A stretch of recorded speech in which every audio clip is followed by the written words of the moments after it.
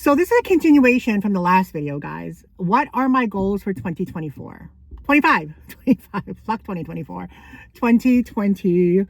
2025 is going to be our year. I ain't going front. We've lost a ton of weight so far, and by the time spring rolls around, we're going to be at least a size extra large or large.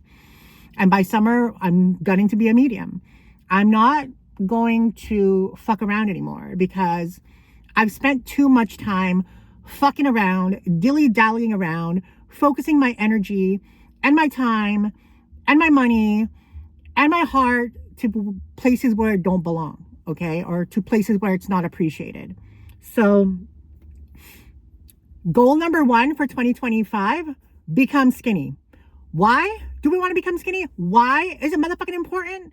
Because that will open the motherfucking door to a relationship, to the possibility, or even just dating a bunch of people. You know what I mean? Being skinny opens the door to that. My fabulous personality is what's going to keep them, but they need to be attracted to this. And we're getting there. I mean, we're getting our nails done. Our hair is looking smooth and fine.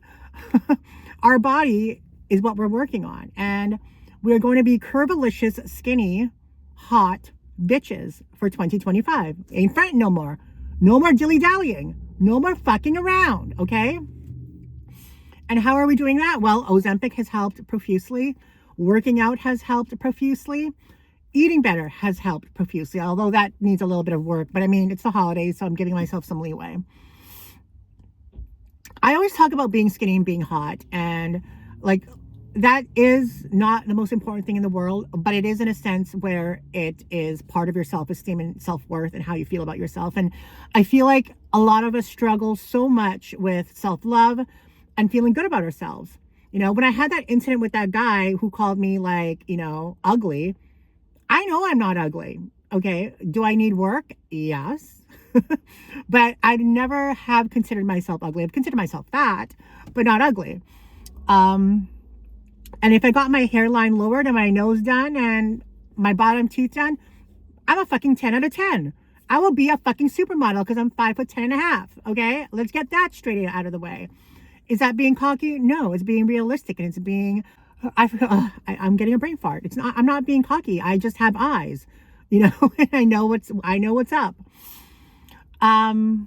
Confident, duh, beats being confident with yourself. Confidence in yourself and self-love is what opens the opportunities to everything. It makes you go out there. It puts yourself out there. It makes you active. It makes you social. It stimulates your mind and your body. You're more likely to do things. Exactly when 2020 rolled around and I was a skinny fucking hot bitch. I was fucking doing everything outside. You know what I mean? So that is one of our goals. It is going to be complete. By April, May, we're going to be skinty hot bitches wearing fucking beautiful dresses, showing our cleavage and protruding our asses. Okay. So what's number 2 is we are going to work on our finances. Okay. Toward the end of the month, God gave us a fucking bone. Okay. God up in the heavens above was like, bitch, Msfili, Ashley, you deserve a fucking bone. He ripped that off the fucking turkey and threw it at me and it smacked me right in the motherfucking face. God gave us a bone. He threw it down from the heavens above and we gobbled that up like it was a fucking hot white dick. Okay. So this month, it's December 31st, has been a good month. It is. And we're going to be very diligent, very frugal, very mindful, and very cautious of what we spend. Nothing frivolous, nothing crazy. I mean, the only thing that I bought for myself was AirPods 4s because they were on sale. And I gave my AirPod Pros to Daniel. So, yeah, we bought those for ourselves. And plus it's a business expense write-off because it is what I use for work as well. Primarily actually for work and for sometimes when I'm hanky-panking by myself, but primarily for work. Yeah, so finances, we are going to work hard. We are going to try and build up our trans tarot channel. I feel like there's a lot of opportunity for that channel to build and grow rather than thrifting, because thrifting is such a niche market and you know, sometimes you don't find stuff, you know, and people get sick of it. But we're still going to continue with this channel, but we are going to build trans tarot. So guys, if you like tarot, if you are into tarot card reading and manifestation, please go check out Trans Tarot. That is my channel for tarot card readings. I do tarot card readings over there. I actually did a tarot card reading for myself, and I know it's a little bit biased, but it was spot the fuck on, okay? And so finances, yeah, we're going to try and build up that channel. We're still going to do the thrifting and reselling, although I would like to take a little bit less time thrifting and reselling, just because it's very stressful, very it's very money investment heavy. You have to put money in to get money from it. While doing the Trans Tarot channel, you just do the reading and hopefully people like it and it resonates and it builds up. You know what I mean? There's no cost input into that for the most part. There is some, but not a lot. Not like reselling. And then what else? I think also, not that I have a lot of people in my life anyway, but I want to build new relationships with people. I also want to not focus so much on other people. I want to focus on myself, because I've given so much of my love to people. I've given so much of my love, my energy, my time, my finances. I think I said this earlier, to other people, and it's gone unreciprocated. It's gone just not the way that it should be, that I would have liked it to be. So we need to focus on Ashley and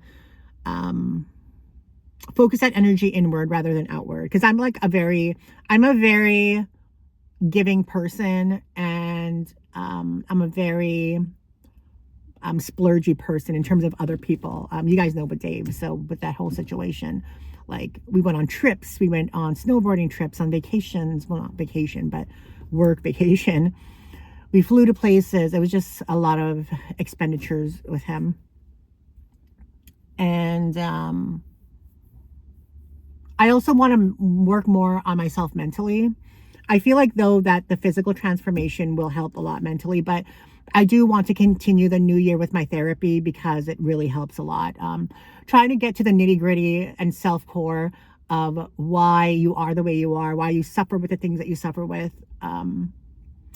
I think that's very, very vital into someone's mental health, and it helps a lot. So definitely continue with that. I also want to move apartments. I want to get an apartment that has a clubhouse, a pool, a recreation center, just because it's also I don't go out a lot. I'm sure I will when I become skinny and hot and start dating, but I also want to do things around my apartment. I want to go use a pool when I can. I want to go play pool.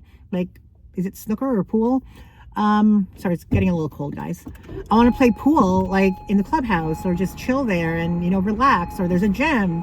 There's a couple of places I really am thinking of wanting to, but I mean, it's such a huge expense to move. Not only is it more expensive, I think probably by $300, $400 a month, which I currently do not have, but we will get there. But it's also you need the damage deposit. Going to get an answer that matches up with a belief about yourself. Sorry, I listen to manifestation podcasts when I'm driving around. Anyway, you have the damage deposit, you need the pet deposit, you need the first month's rent.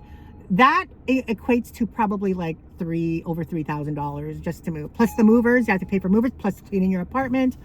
So there's a lot of it. I would say there's a $5,000 beginner. You need that really in your pocket before you start moving, and also being able to afford the apartment, right, every month. So that's another goal for next year, which is tomorrow. Yeah, move apartments, just get a bigger, better, modern, funner place. I do want to get another dog, just because I feel like Loki's always bored. And when we had our dog, when I fostered that dog that was lost for a day and a half, he was so happy. So I want him to have a brother or a sister, just because he needs it. I feel like he needs it for his mental stimulation as well. You know what I mean? But again, expenses, it's expensive to have. So it's not in the cards until my finances are actually sorted out. So yeah, and I want to get a boyfriend, or at least start dating someone in 2025. I've never date. Oh, I've been on, like, I don't really count the dates I was on before.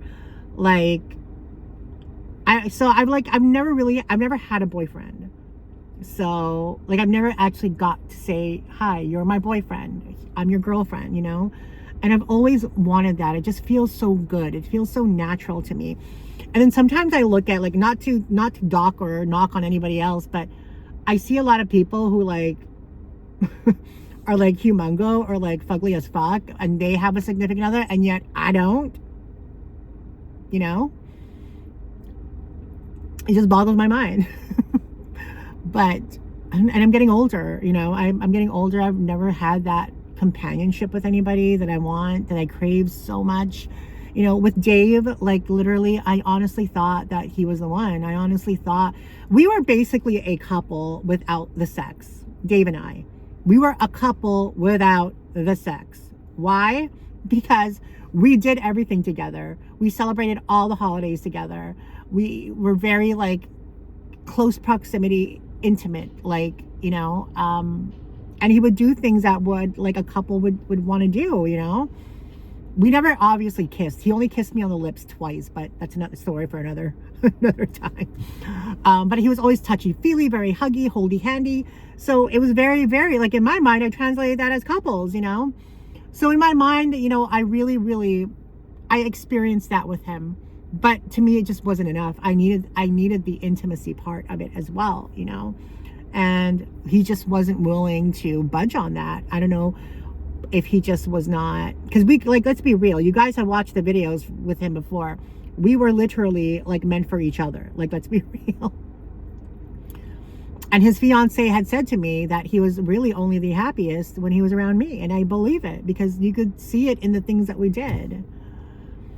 And toward the end, it was just, I accepted that we were just best friends, and I was okay with it. But he wasn't. He still craved the stuff that I did for him as a couple, you know, and not as best friends with boundaries. He just wasn't accepting of that, and it caused conflict, and that was the demise of our friendship. But experiencing that with him, I loved it.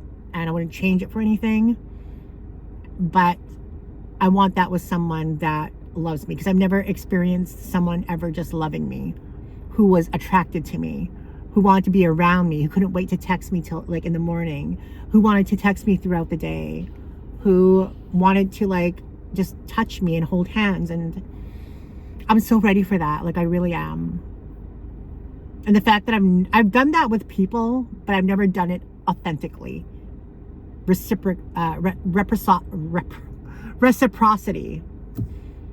And I'm ready for that for 2025. And I can't wait to share with you guys when that happens, and the adventures with a significant other, because it's going to be one hell of a ride.